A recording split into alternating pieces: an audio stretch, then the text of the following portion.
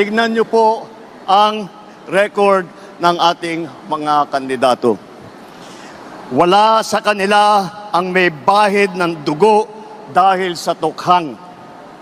Wala sa kanilang kasabwat sa pagbulsa ng sako-sakong pera, pinagsamantalahan ang krisis ng pandemya, pinabayaan ang ating mga kababayan na magkasakit at mamatay. Wala sa kanila ang mga pumapalakpak sa China at natutuwa pa kapag tayo ay binobomba ng tubig. Tinatamaan ang ating mga Coast Guard, hinaharang ang ating mga mangingisda, ninanakaw ang kanilang huli. At bukod pa ron ay inaagaw pa ang mga isla natin para maging bahagi ng kanilang bansa.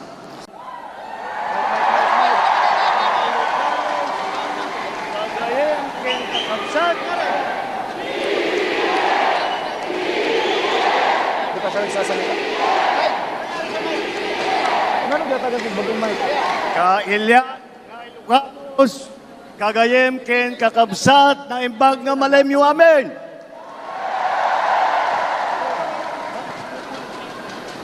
Nagtugaw kayo, hapo.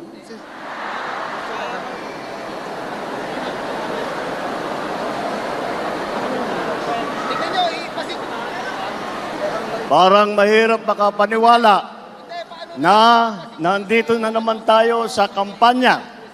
Napakabilis ng panahon, napakabilis ng pagdaan ng 3 taon na akala natin ay magiging mas matagal. Ngunit nandito nga tayo sa darating na halalan sa Mayo.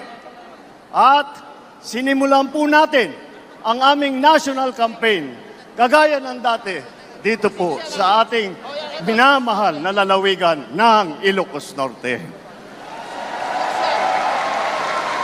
Andito po ang aming ipinagmamalaki ng mga kandidato para sa Senado.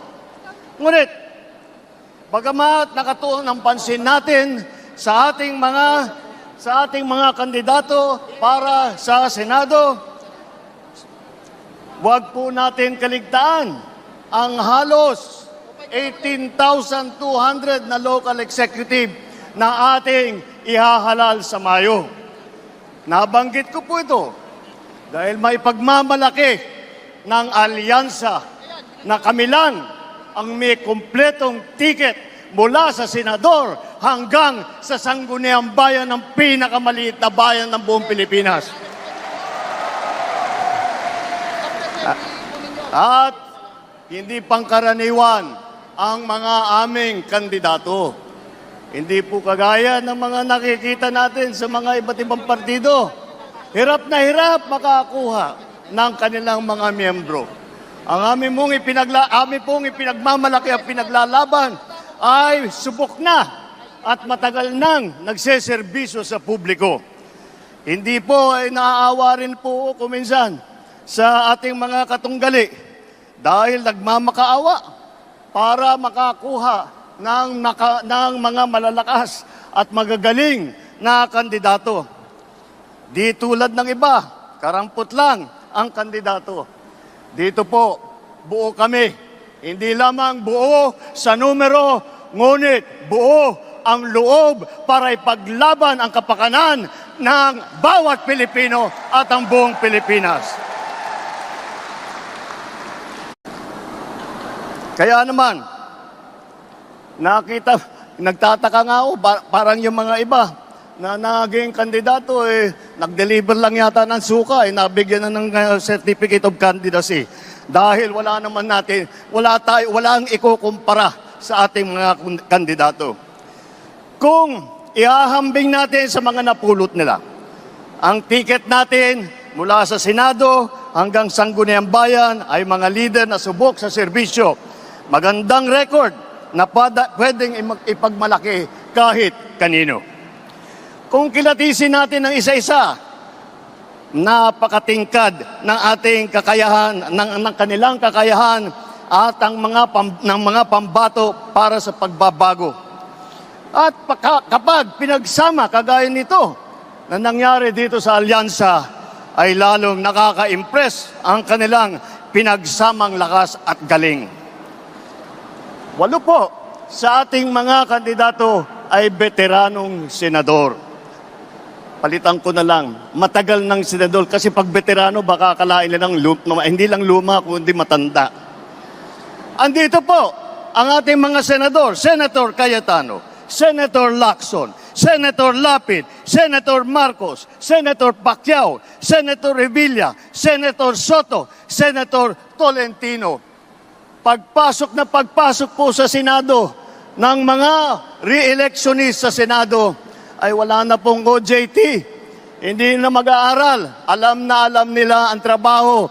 Alam na nila ang pangangailangan ng Pilipino. Alam na nila ang gagawin nila upang gawin at idala sa ating mga kababayan ang kanilang pangangailangan. 7 naman ay nanggaling naman sa Kongreso na subok sa batasan.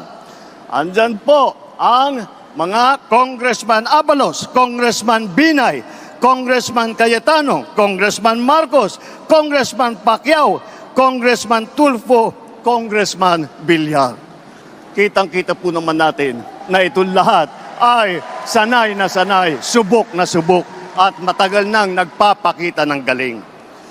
Hindi na bagito sa pagpanday ng mga batas. 4 ang nagsilbi sa kabinete, humawak ng cabinet rank na posisyon. Si Abalos, DILG Secretary. Si Tulfo, nag-DSWD Secretary. Lacson, ng Yolanda Rehabilitation Commission. Tolentino, siyang namuno ng MMDA. Ngunit, sa kanilang katungkulan, ay hindi lang po sila parelax-relax. Tingnan nyo po ang kanilang mga record at makikita po ninyo na sila ay nakagawa ng magandang pagbubuti para sa kanilang mga kagawaran. Alam nila ang government work galing sa kabinete. Hindi lang dada, pero gawa ang kanilang ipinapakita. They are not here to oppose. They are here to propose. 3 ang naging gobernador ng malalaking probinsya. Alam nyo na, Manang Aimee, dito sa atin, sa Ilocos Norte. Lito Lapid, Governor Lito Lapid ng Pampanga. At ang Governor Revilla ng Cavite naman. Bukod pa ron, kasama nila ang 3 naging city mayor. Abi Binay ng Makati, Tolentino ng Tagaytay, Abalos ng Mandaluyong. At wag natin kalimutan na si Tito Sen, Senator Soto ay naging Vice Mayor din ng Quezon City. Hindi rin po tayo nagkukulang sa boses ng kababaihan at maglalaban para sa karapatan ng ating kababaihan dahil 4 sa ating mga kandidato ay babae, pero itong mga babaeng ito ay palagay ko mas matatapang pa ito kaysa sa mga lalaki na nandito ngayon. Mga abogado naman, 4 din. 4 ang abogado natin, Abalos, Binay, Cayetano, Tolentino. Si Aimee nag-aaral din sa law school. At pinagtatalunan lang nila kung sino daw ang pinakamagaling at sino nanggaling sa pinakamagandang eskwelahan. Ngunit lahat yan ay magaling, lahat yan ay matalino, lahat yan ay ginamit na ang kanilang kakayahan upang pagandahin ang Pilipinas. Kung itatanong naman natin, sila ba ay isa lang ang pinanggalingan? Tiga Maynila lang ba lahat? Tiga Luzon ba lahat? Hindi po. Dahil pagdating sa geographical representation, 2 ang taga Mindanao. Si Manny Pacquiao ng Bukidnon, Sarangani at saka Jensan. Si Erwin naman, lumaki sa Davao Oriental, sa Sulu, mga probinsya kung saan nadestino ang kanyang bayaning ama. Ang unang Vicente Soto ay naging senador na tiga Cebu. Ang nanay naman namin ni Aimee, alam nyo naman, 100% Waray. Alam naman natin pati na ang lolo ni Camille ay galing sa Iloilo. Yan po ang ating ipagmamalaki. Dahil po nauunawaan nila hindi lamang ang mga problema na hinaharap ng nasyonal, hindi lang ang mga problema sa taas, sa Senado, ngunit lahat po sila ay may karanasan sa local government, may karanasan sila sa executive. Lahat po sila ay nakapagpakita na ng kanilang kakayahan. Kaya't po ay kayang-kaya naming maipagmalaki. Bukod po dyan, tignan niyo po ang record ng ating mga kandidato. Wala sa kanila ang may bahid ng dugo dahil sa tukhang. Wala sa kanilang kasabwat sa pagbulsa ng sako-sakong pera, pinagsamantalaan ang krisis ng pandemya, pinabayaan ang ating mga kababayan na magkasakit at mamatay. Wala sa kanila ang mga pumapalakpak sa China at natutuwa pa kapag tayo ay binobomba ng tubig. Tinatamaan ang ating mga Coast Guard, hinaharang ang ating mga mangingisda, ninanakaw ang kanilang huli. At bukod pa ron ay inaagaw pa ang mga isla natin para maging bahagi ng kanilang bansa. Wala po sa kanila ang tilang sakristan ng isang bulaang propeta na nasasakdal dahil sa pagyurak sa ating kabataan at sa ating kababaihan. Wala sa kanila ang tagataguyod ng pugad ng krimen, ng sentro ng paglalapastangan ng mga kababaihan na mga pogo. Tayo ngayon ay nasa sangandaan ng ating paglalakbay bilang isang malayang bansa. Bilang isang sambayanang may dangal, may sipag at may talino. Tayo ba ay papayag na babalik sa panahon gusto ng kung kailan gusto ng ating mga liderato maging probinsya tayo ng China? Babalik ba tayo sa nakaraan na ibinubugaw ang ating bayan bilang isang sugalan ng mga dayuhan?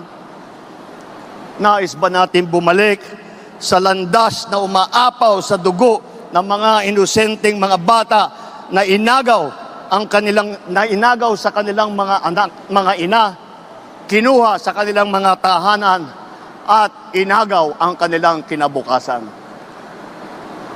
Walang nagnanais na Pilipino na mabalik tayo sa ganyang klaseng pagpatakbo.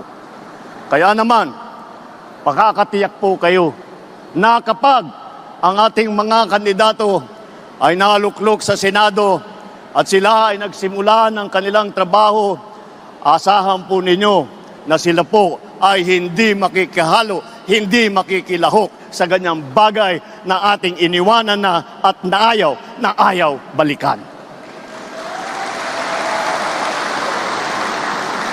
Ito po ang aming ipinagmamalaki.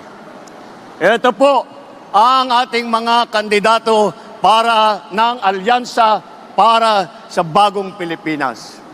Ito po ang hinaharap namin sa inyo, ang pinakamagagaling na Pilipino,